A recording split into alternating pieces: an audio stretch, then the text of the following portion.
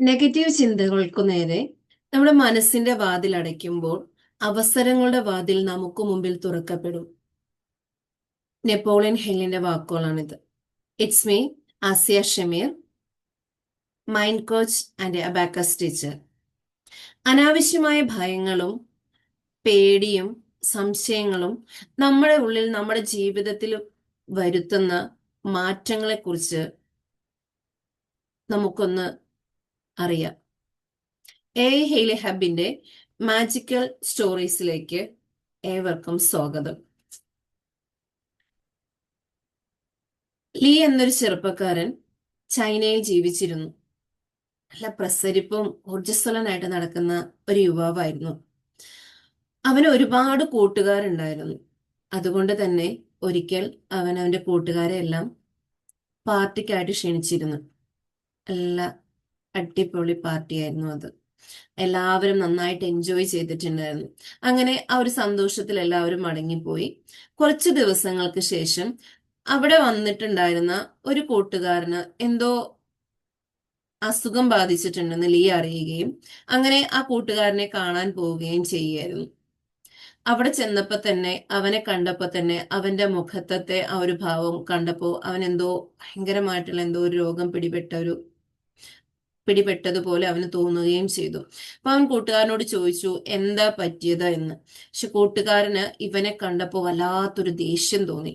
എന്നിട്ട് അവൻ പറയുകയും ചെയ്തു, അന്ന് നിന്റെ അവിടെ പാർട്ടിയിൽ വന്നതാണ് ഈ രോഗത്തിന്റെ കാരണം, എന്താണെന്നൊട്ട് അറിയുന്നുമില്ല, എനിക്കാണ് തീരെ വയ്യ എന്ന് പറഞ്ഞു. അപ്പോ ഇവൻ ചോദിച്ചു അതെന്താ കാര്യം എന്ന് ചോദിച്ചു. അതെന്താണ് ആ പാർട്ടിയിൽ വന്നിട്ട് നിനക്ക് എന്താ സംഭവിച്ചേ? അപ്പൊ അവൻ പറയാണ്, നീ എനിക്ക് വൈൻ ഒഴിച്ചു തന്ന ഗ്ലാസ്സിൽ പാമ്പുണ്ടായിരുന്നു. ആ പാമ്പിന്റെ വിഷം എന്റെ ഉള്ളിൽ എത്തിയത് കൊണ്ടാണെന്ന് എനിക്ക് തോന്നുന്നു എനിക്ക് വയ്യാതായിട്ടുള്ളത്. അതാണെങ്കിൽ ഒരു ടെസ്റ്റ് ചെയ്തിട്ടും അതിന്റെ വിഷാംശം കണ്ടെത്താനും സാധിക്കുന്നില്ല. അപ്പൊ ലീ ആലോചിക്കായിരുന്നു, എങ്ങനെ അവിടെ പാമ്പിന്റെ പ്രസൻസോ അങ്ങനെയൊന്നും ഉണ്ടായിരുന്നില്ലല്ലോ. എന്തായാലും ലീ തിരിച്ച് അപ്പൊ തന്നെ വീട്ടിലേക്ക് എത്തി. ഇതിന്റെ കാരണം എന്താണെന്നൊന്ന് കണ്ടെത്തണം എന്ന് വിചാരിച്ചു. അവൻ ആ റൂമിൽ വന്ന് അവിടെ എല്ലാം പരിശോധിക്കുന്നുണ്ടായിരുന്നു. അതെല്ലാം പരിശോധിച്ച് കഴിഞ്ഞപ്പോൾ അവന് മനസ്സിലായി ഇതിന്റെ കാരണം എന്താണ്.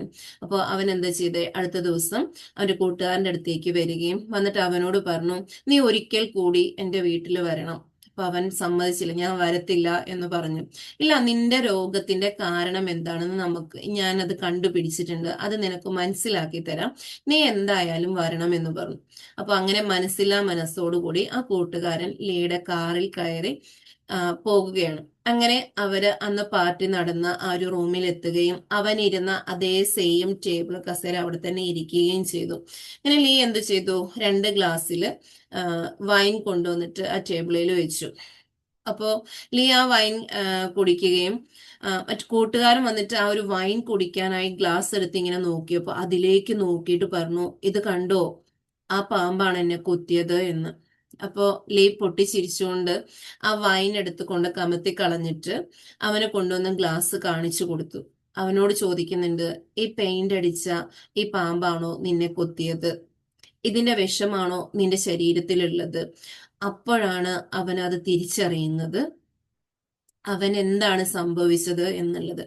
അവന് ആ കാര്യം മനസ്സിലാകുകയും അവൻ ആ ഒരു തിരിച്ചറിവിലൂടെ അവൻ വീട്ടിലേക്ക് പോവുകയും ചെയ്യുന്നുണ്ട്. കുറച്ചു ദിവസങ്ങൾ കൊണ്ട് അവന്റെ രോഗം പൂർണ്ണമായും ഭേദപ്പെട്ടു എന്നുള്ളതാണ്. ഇവിടെ നമ്മൾ മനസ്സിലാക്കേണ്ടത്, നമ്മുടെ ഉള്ളിലേക്ക് കടക്കുന്ന ഒരു ചിന്ത അത് നെഗറ്റീവ് ആണെങ്കിൽ അതിനെ എത്രത്തോളം നമ്മൾ കൊണ്ടു നടക്കുന്നുണ്ടോ അത്രത്തോളം നമ്മുടെ ശരീരത്തിനെ അല്ലെങ്കിൽ നമ്മുടെ ജീവിതത്തിനെ അത് ബാധിക്കുന്നുണ്ട് എന്നുള്ളതാണ്.